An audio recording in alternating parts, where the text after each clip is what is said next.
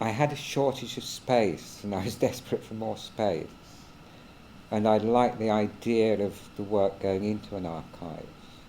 And I liked the idea of the archive in Birmingham because it's fairly local to me. I'd enjoyed talking to and working with Pete, and we both felt that it could be an archive which was active in that I could do things here in relation to the archive. And that hasn't happened as yet because the archive has only just been, catalogued. But I still hope that will happen. And that was important to me. I mean, people said to you, oh, you could get more if you sold it in America, but I don't totally approve of America, so I didn't really want to sell it to America. We're very keen to establish the new library of Birmingham as a home for British photography, where we can collect collections, not just kind of small prints or small bodies of material, collect entire archives and put that together as a major repository of British photography. Yeah. John's archive is going to live in the golden box, which is the section where that's where all the dedicated environmentally controlled archive storage will be. John kind of came up and said, I didn't realise that I had an archive. Would I go out and see it and kind of talk to him about it? And we developed a conversation. John's one of the most important photographers from recent British photographic history. He's one of the most important photographers from this region. He was very keen to find a home for his collection where it could become a teaching collection.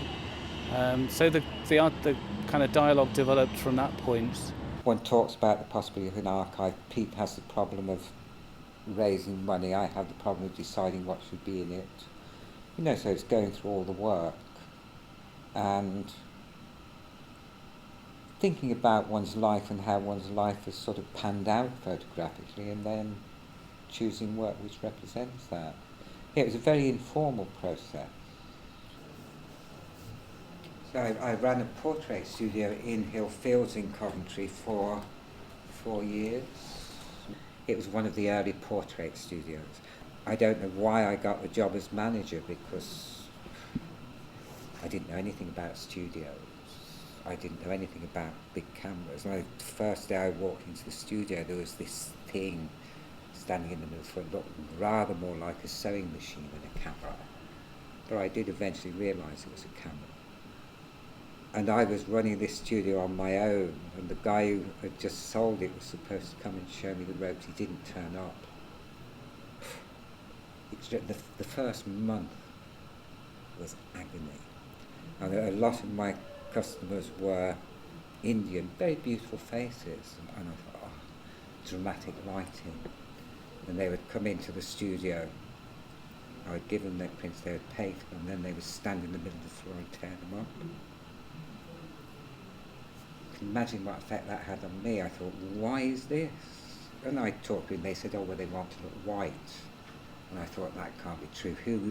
Who is a beautiful brown colour would want to look like us? So I went to the library and I looked at Indian painting, and in Indian painting there's no tradition of chiaroscuro.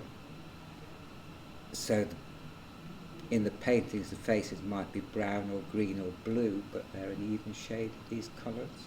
So I went back to the studio, I totally changed my way of lighting. I began to retouch the shadows. If they had a heavy 5 o'clock shadow, fine. But that first month I was having nightmares about people tearing prints off. But I haven't got any of those photographs. That's a shame, isn't it? It is a shame, actually. And I really feel that I've reinvented myself as a photographer about every 10 years.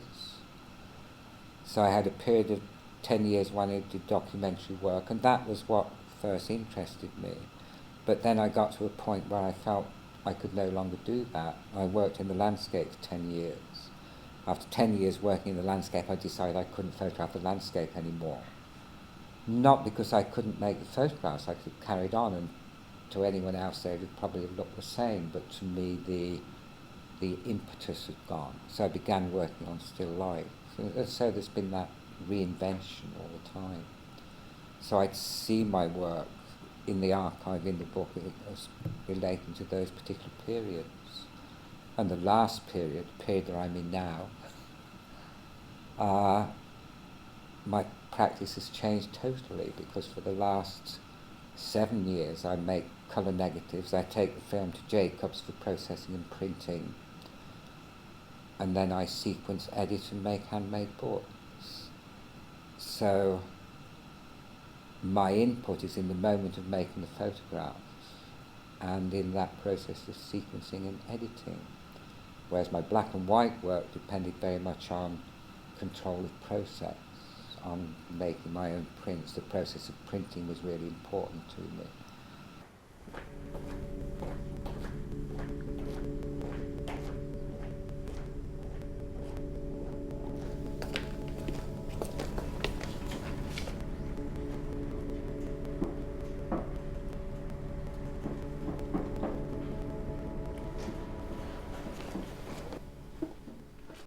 So this is John Blakemore's archive, all kind of boxed up.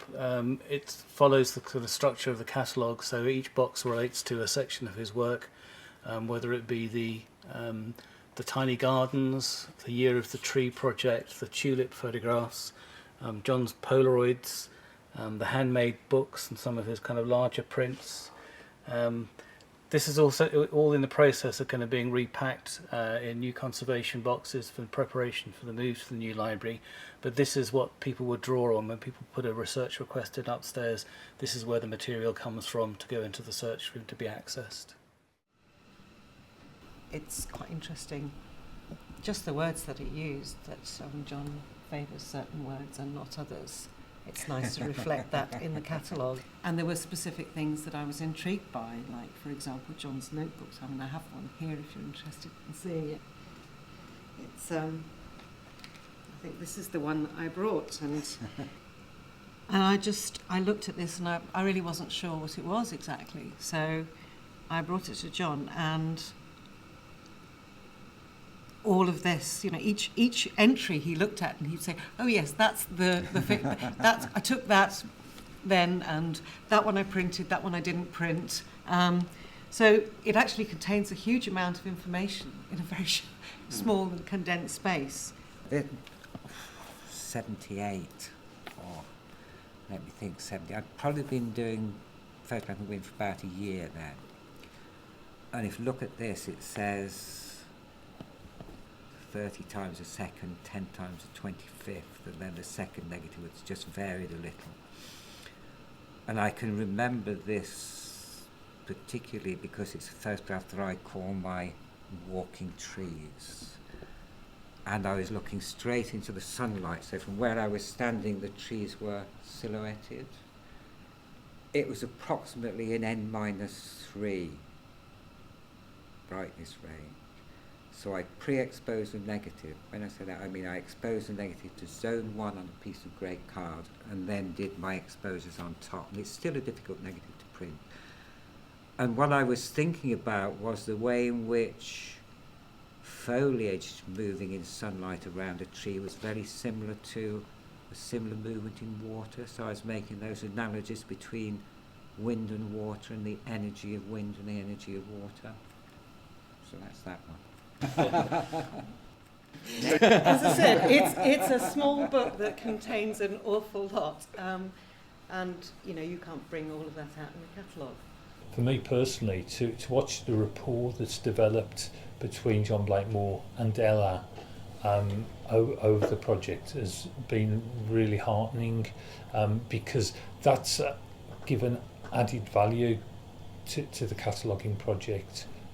Longer term, that catalogue will grow and the collection management issues will develop.